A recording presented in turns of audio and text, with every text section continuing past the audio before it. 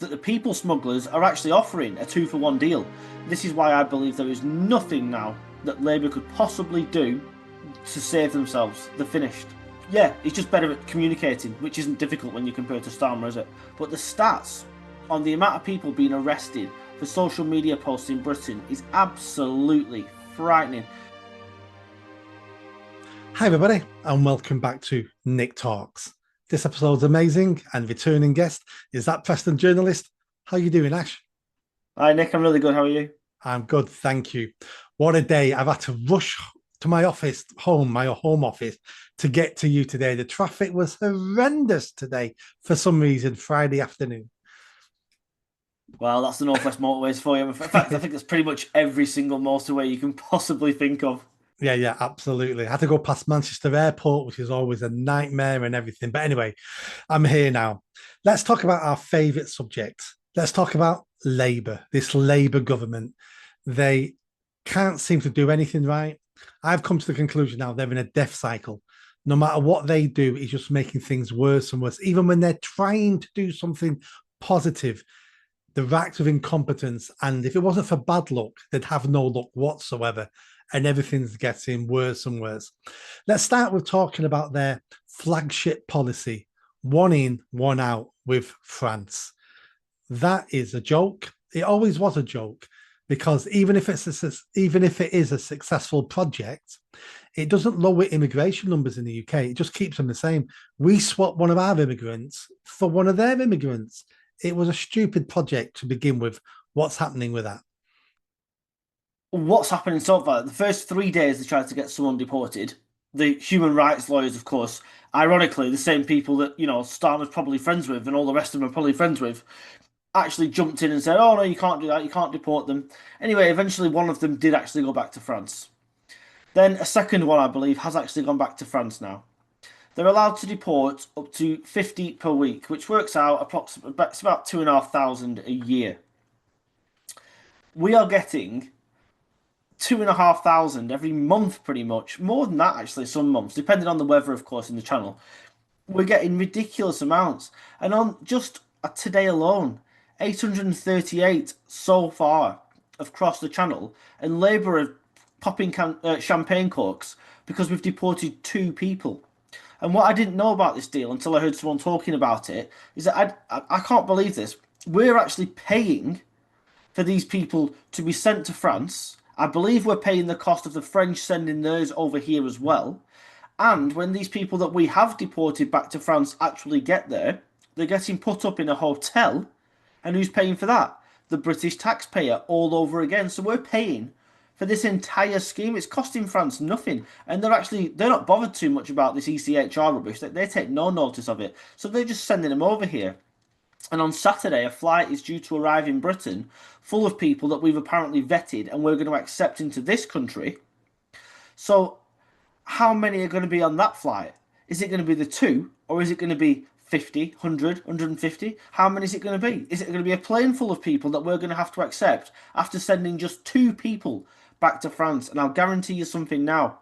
These people that we have deported will be sent out of France so quickly and they'll be sent back to, I think one of them's Eritrean, so he'll be going out there. One of them's Indian, I believe.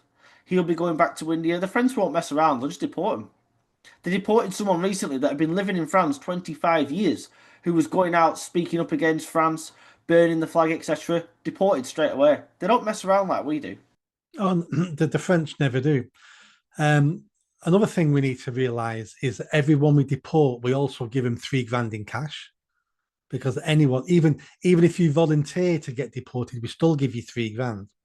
And what's to say these people will be deported to India and Eritrea? What's stopping them going straight back to the beaches of Calais and starting this game of catch and release all over again? I would put money on they're going straight to the beaches in Calais. Yeah, definitely. And there's even I heard a story. I couldn't substantiate it, but this is what I heard: that the people smugglers are actually offering a two-for-one deal, saying that in the very very slim chance that you are deported back to France, you get a second bite of the cherry for free. So you're not destroying the business model. You've got, these are horrible people, these people smugglers, but you've got to admire business acumen. If we had people really like that running this country, we might actually make some money. So that now they've got 2-for-1 offers going. Yes, these people will come back, and who has got any confidence whatsoever that Border Force or the RNLI or the Home Office are going to recognise these people? Oh, we've deported you already. They won't. They won't have the first clue. And that person will just be allowed back in here, and nobody will say a word, and they'll be back in a hotel around the corner from you before you know it. And this time, when they arrive, they will have a better reason for staying. Somebody would have told them, "You said these things last time. That's not good enough. You need to say you're gay. You need to say you're a Christian now. These are the excuses you need to say." And then the British can never deport you. Then they just come back as a more educated illegal migrant. It's not even hard to find these things. All you got to do is go on, what's it called, TikTok. There's even these so-called charities, Care for Calais and all that rubbish. They actually give these people manuals and pamphlets on how to game the system, how not to be deported. And what do you think these human rights lawyers are doing? That's exactly what they're doing. They're telling these people to lie through their back teeth, like you said, say you're gay or something like that. And if you go back to where you came from, you're going to be stoned to death or something. And the British system will simply go, oh, yeah, that's fine. And what are the judges doing? So called highly educated people. They just agree. They're completely captured by this terrible ideology. And it's completely against the will of the British people.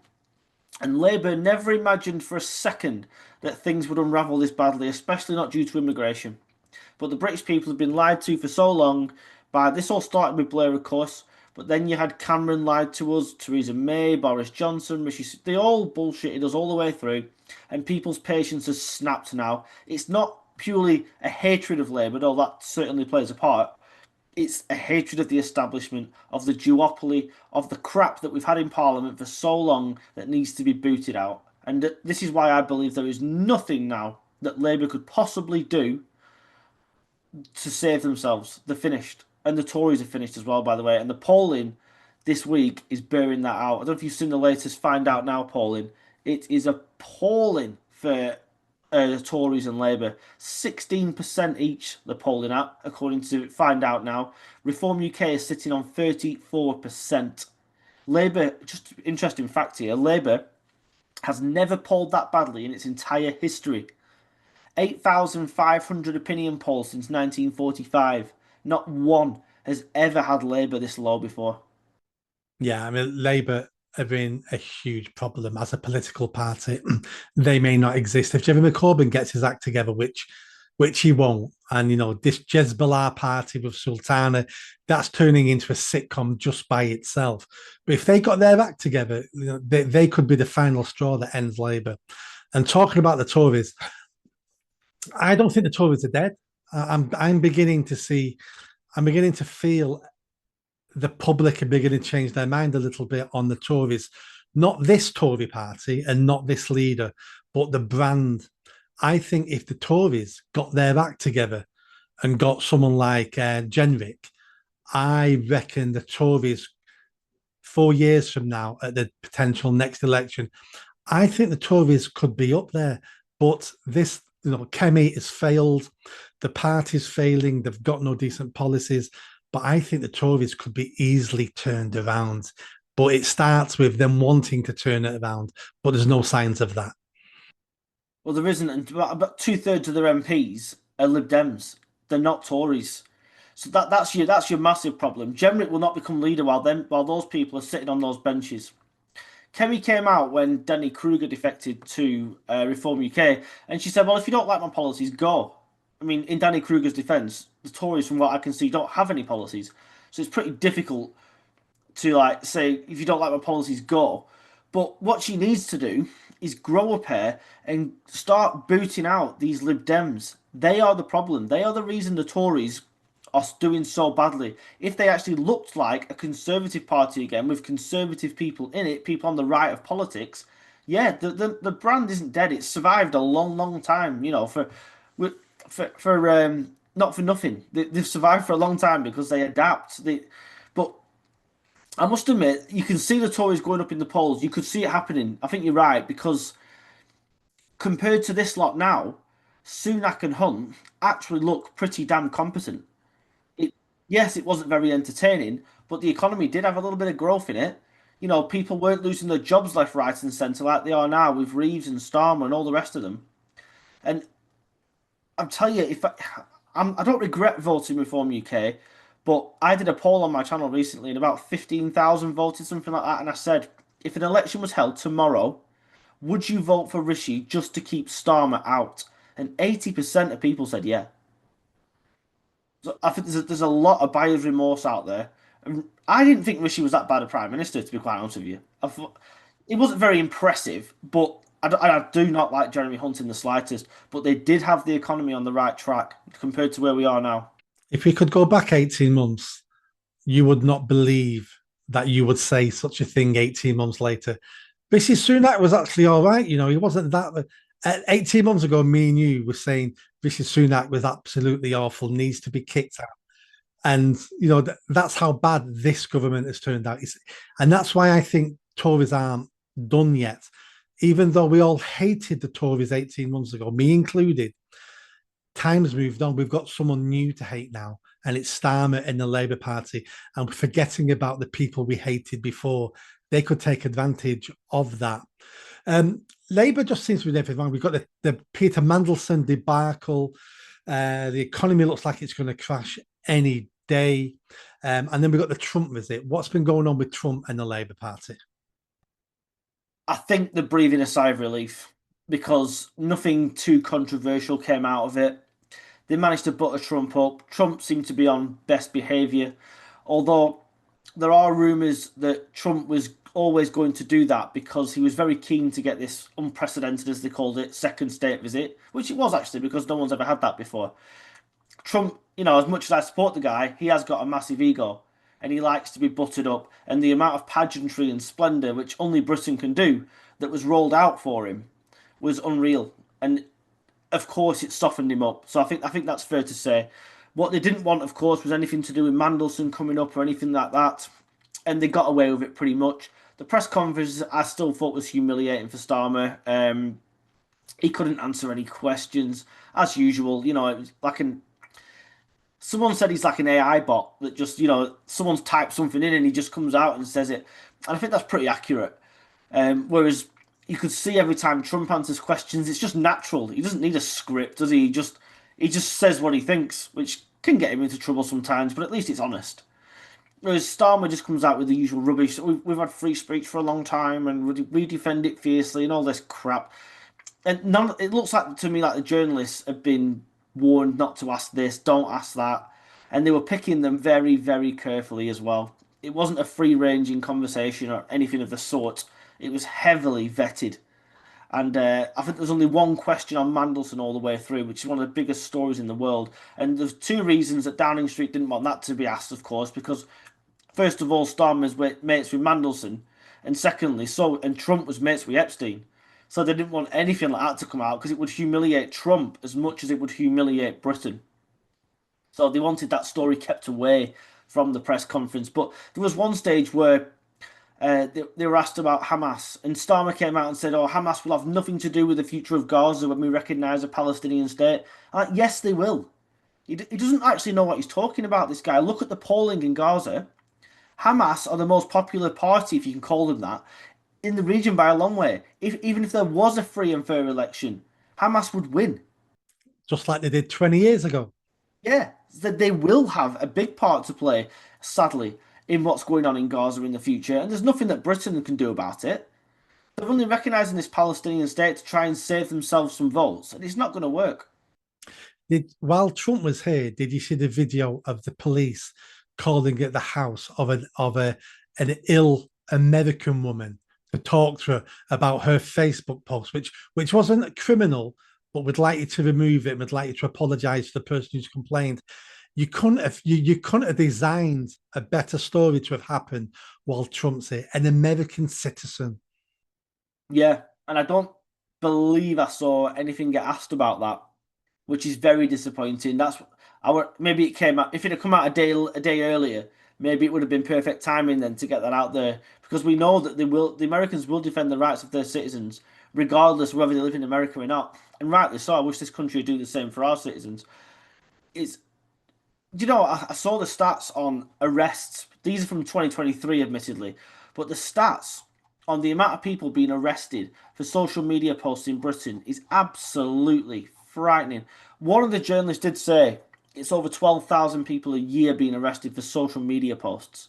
So Britain in 2023 had 12,183 arrests for social media posts. The closest country to us was Belarus with just over 6,000.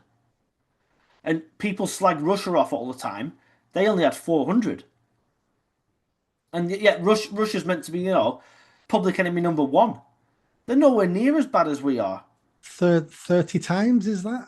About 30 times, yeah. Worse we are than they are. Than Russia. That woman was brilliant to watch, though. She was taking none of it, was she? She basically told the guy to sod off.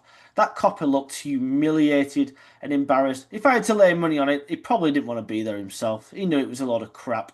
But he's been sent out by, apparently it's Thames Valley Police, we find out now, and their chief constable is a guy called Jason Hogg, and he looks like a right one as well. You can tell he's been through police college. He's got his little policing degree. He wears his rainbow lanyard. You can see what kind of person he is. And yeah, he'll be the one sending these people out to do that. But fortunately, she's just like, I'm apologising to nobody, and I'm a member of the Free Speech Union, so do your worst. Brilliant. Yeah, it was fantastic. Well done, her. Now, Labour in trouble. We think Labour is going to get back to the next election. The Labour MPs, the Labour grandees are all going, we need someone to save us. Starmer's not up for the job. He's had a year and a half now. We know he's not up for the job. We need someone charismatic. We need someone a bit like Blair.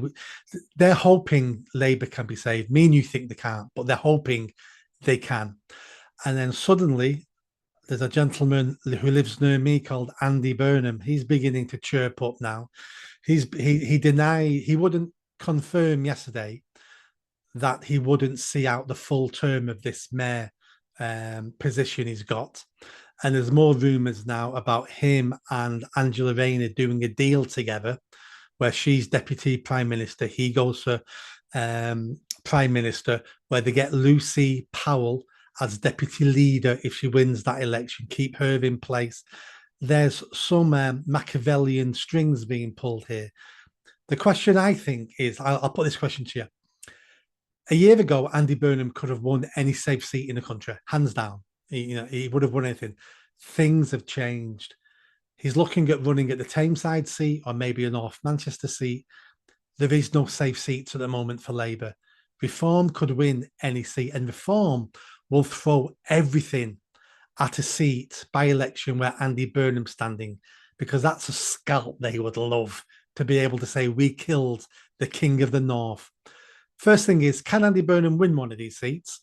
And if he does, do you think he's going to become Prime Minister without an election, take over from Starmer?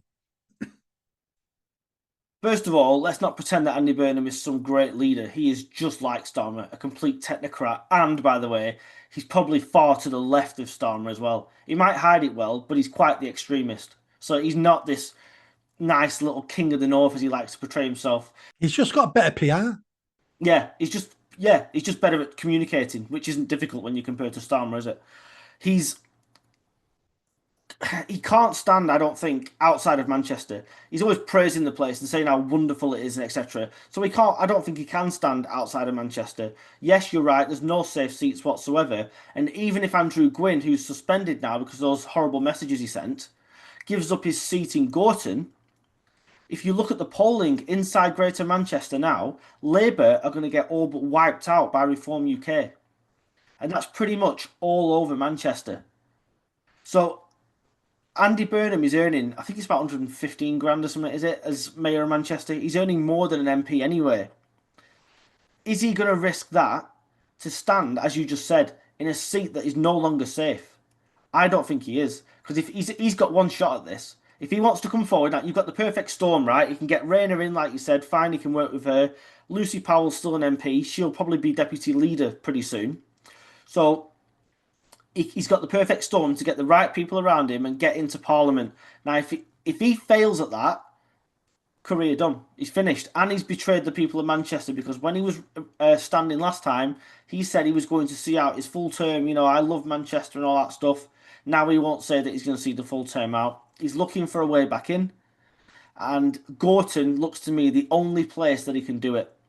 But I, I don't think Labour are going to win these working class seats. Gorton's a tough area, full of working class people who traditionally would vote Labour, definitely.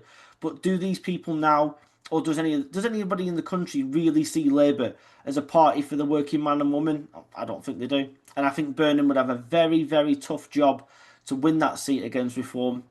And I don't think he's up for the fight. I think he'll stay as mayor of Manchester. Gorton has a large Muslim population, a very large immigrant population. That might help Burnham if no one else stands from the Free Palestine movement and stuff like that. I think you're right. I don't think Andy Burnham's not looking to jump for money. So taking 20 grand pay cut, he's a multimillionaire. He's not doing this for the money. He's doing it because, like most politicians, and this isn't a criticism, like most politicians, he's dreamt of being prime minister. And that's a great aspiration to have. We need more people in this country with aspirations, with dreams, with vision. Fantastic for him. He knows he's got one shot.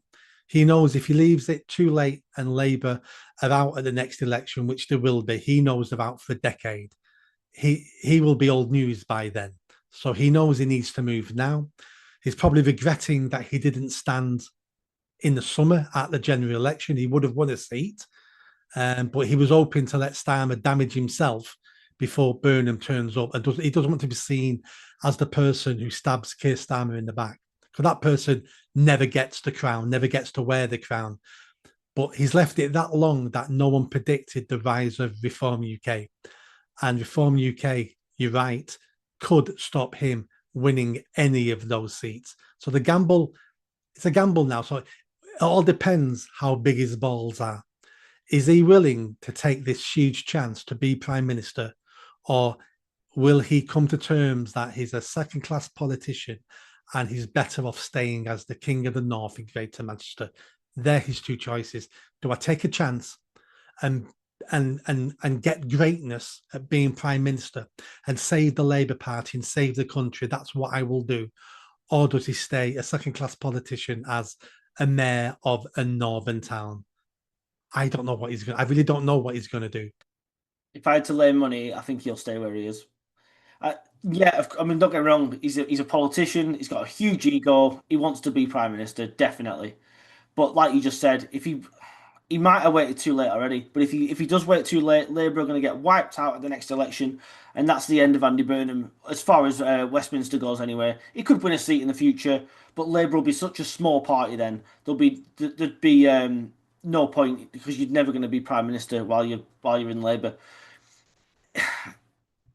Can he win Gorton off? I don't think he can. I think Reform are going to take huge seats, huge amounts of seats in the north and across Manchester as well. People don't see them as the Tories; they see them differently, and they're willing to. Liverpool, sorry, is going to stay. He's not going to vote Reform UK for the most part. That's staying pretty loyal to Labour, and it's actually going green in part. But Manchester seems willing to vote for Reform UK in quite big numbers as well. And I don't think Burnham's going to risk his salary uh, to go and try and stand in Parliament. But you're right. You're out. I never thought of that. What you just said. He should have stood at the last election, but I think he would have found it very difficult to actually get selected. What I'm hearing, Starmer and his whatever allies he's got are work are putting pressure on the National Executive Committee and Labour not to select Burnham for any seats. They don't want him coming in because they know that he will come in and try and take Starmer's job straight away. So none of those cabinet ministers want that because they want to keep the ministerial salaries. Starmer obviously doesn't want that. And it was Rayner herself, let's not forget, before she disgraced herself again, that she was bringing in a new law that said that no sitting mayor was allowed to stand as an MP. So she was the one that's actually putting the kibosh on people like Andy Burnham getting into Parliament. But there's no way in my eyes Burnham gets selected as a candidate for a seat while Starmer is still leader. And Starmer is going to be leader until, like I said, I think May general election when they get wiped out. I think you've. I mean, I've heard these rumours for several years now. Starmer doesn't want Burnham back in Parliament because he sees him as his number one threat, and most people will do as they're told by Starmer. That's not true anymore now. I think there's lots of backbenchers, lots of ministers are looking at Starmer going, I'm going to lose my seat because of you. And I think people now are looking at Andy Burnham as a safe pair of hands, as Mr. as a king of the North, as someone of good communication skills, the new Blair, the heir to Blair. And I think people now are willing to go against Starmer to get Andy Burnham in the hope they keep their £96,000 a year. Well, it's interesting, this Lucy Powell thing is so interesting as deputy leaders contest because Phillipson is the number 10 choice. She's been given the vote of confidence by Starmer. So what's happened? She's absolutely dropped in the polls dramatically. Lucy Powell, who I can't stand, is now 17 points ahead of Bridget Phillipson. So she's now going to become deputy leader. Lucy Powell has only just been sacked by Starmer. She's coming out and saying that he needs to be replaced. She's coming out and saying, I told him not to try and cut welfare. I told him not to cut winter fuel allowance. He doesn't listen to anybody. She's now attacking him. She's going to make life incredibly difficult for Starmer. Who is one of her best mates? Andy Burnham, of course. She's also keen to point out all of a sudden, and so is Andy Burnham, that 40% of the reshuffle that took place within the Labour Party, people getting booted out, was actually Greater Manchester MPs. So they're now saying that Starmer hates the North as well. So the Northern MPs are sort of declaring war on Starmer, if you will, now, because they've all been booted out of their ministerial salaries or moved elsewhere when they didn't want to be. Absolutely, it's an absolute shit show. It really is what's going on. Well, all Starmer can do is try and make sure that people stay out of Parliament, unless somebody has a go at him from inside it. I don't see that happening at the moment. Who wants to take over this mess? Especially not till after May. Because otherwise, you're going to take over, and the first thing that's going to happen is you're going to lose your MSPs in Scotland, you're going to lose your Assembly members in Wales, and you're going to lose thousands of councillors all over England, all in one day, and you're basically finished before you've even begun. Is there any sign of any good news coming for Labour? Is there anything that may be coming down the path? Anything they could fluke? Anything coming down the path that they didn't even do, but is going to look good for them? Is there any silver lining anywhere for this Labour government? You could point to the 150 billion invested by tech firms from America that's been pledged, which is pretty good, to be fair. All right, I can take that. The problem is, of course, that this country has. This is where the negatives come in now. That, that we're losing thousands of jobs every single month as it is. We're borrowing stupid amounts of money every single month. And AI, which is what a lot of this stuff is, they're going to build AI factories here in the northeast, etc. AI takes a huge amount of electricity to run, more than normal industry would take, for example. Who's going to pay for these companies to set up all this investment over here? I think it's going to be heavily subsidized by the taxpayer, which means actually it's not going to be worth 150 billion because we're going to be paying for it as well, or paying for their energy costs, or at least subsidizing those energy costs. They're saying it's going to bring in 7,500 jobs to this country. Well, if that's 150 billion, it works out about a bit, what is it, £1 million a job or something? It's just crazy what they're talking about. I don't think they do the figures. They just want to say 150 billion, and everyone's going to go, "Oh wow, that's amazing." But it's only over so many years, and sadly, as far as our debt goes, it's a drop in the ocean compared to the trouble that we're in. And as for waiting now, they wanted to wait until the last possible moment, and it's too late to do the budget. They're now doing it at the end of November. All that's happening is things are getting worse and worse. Even the Bank of England have come out and said if taxes are raised in the budget, it's going to be a disaster for this country. They've frozen interest rates now. Too late, in my opinion. They should have frozen them a while ago. But they froze them at 4%. They don't drop them any lower because we're going to be in such trouble. And these are people that support Reeves, by the way. Because not because she's any good, but because they're frightened to death of what might come after her.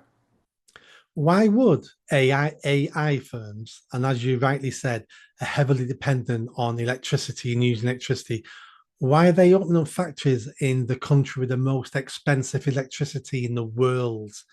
So you're right, there must be massive subsidies there. Otherwise, they'd go to a different country with much cheaper electricity. That makes no sense whatsoever. And then with the tax hikes that are coming in November, I was speaking to he's not an accountant, he's a financial planner, top guy somewhere, it's a top guy somewhere. And he was saying to me, they don't think there's going to be tax rises the way we think of tax rises. Him and his whole team are looking at sneaky tax rises. It's going to be things that we don't notice, we don't see. One of the examples he gave me was ISAs. At the moment, if you've been putting money in ISAs for decades, you could have £1 million there that is never taxed. And he reckons they may be going for people's ISAs. They may put extra VAT on fuel or on other. He says it's going to be sneaky taxes, and he reckons it's going to be a lot of them as well. Well, there has to be. Like, all right, yeah, some sneaky taxes. They always do this, but now they're saying this 22 billion black hole that nobody can find is actually 48 billion. You're going to do bloody well if you can find 48 billion in just a bit of fuel duty going up or something like that, which is disgusting, by the way, because over half of what you pay when you fill your car up is duty already. Something like 54% of it is duty, so it could be a hell of a lot cheaper. But yeah, I don't know how they're going to find sneaky tax rises like that. They're desperate, of course, not to put up income tax, VAT, and national insurance on individual people, but they've already done it on businesses because that would break their so-called manifesto pledges. But whatever they do, they're killing people. They're killing people. The amount of jobs they've cost us already, and it's only getting worse. We've just seen another 8,000, I think it was it July's figures or August figures, show that are people off payrolls now. They're trying to say wages are growing faster than usual, but they're not. It's artificial. It's because they pumped in about 15 billion quid into public sector pay rises. So what we need to happen is the state gets smaller. But under these people, surprise, surprise, and it happened under the Tories as well, the state is just getting bigger and bigger and bigger, and we can't afford it. They're borrowing money to grow the state. None of it's actually going to help people. It's not creating jobs. And all these, they say these jobs of the future, the AI jobs, IT jobs, and all that. There's not that many people that actually at working age at the moment that are qualified to do them. I don't know the first thing about AI. So I wouldn't have a clue how to do any of these jobs. And I bet you there's a lot of people in the same boat as well. So you can say it's jobs for the future. What about the people that are working now? And all these people that are losing their jobs. This is going to be a horrendous so-called golden quarter where people should be out having Christmas parties, going to pubs and restaurants, getting drunk or whatever, spending money in the shops, buying toys and Christmas presents. It's going to be a very, very different picture this year. Ash, I asked you about silver linings, and you talked about Trump and 150 billion, and then you dragged it all back down again. But do you know what? It's the truth, though, isn't it? There is no silver linings. That's a great bit for the country, 150 billion, great. Even if it's only half that, really, whatever. It's a benefit to the country. So well done, Labour, for that. Seriously, well done for getting some investment. But apart from that, there really isn't anything on the horizon, is there? We're in a mess. It's going to stay a mess until the next government, if we're lucky. The only silver lining is it. We've seen now the beginning of the end of Starmer and this government. It's just when the end actually comes, and like I said, a lot of people now are saying it's going to happen before Christmas, and I did say that a few times myself. I'm starting to think it might just carry on till May, purely because nobody's going to want this job. Not until after the local elections and the Welsh and Scottish elections, but it may come sooner. Well, we'll wait and see. And once it happens, let's jump on and let's update the people about. Again, you're on a roll at the moment with predictions. So, I mean, if you're saying it could be gone by Christmas, I know I'm taking that quite seriously because you've been spot on recently. Ash, thanks so much. Have a good weekend, and let's do this again soon. Yeah, cheers, Nick. Thank you. Bye bye.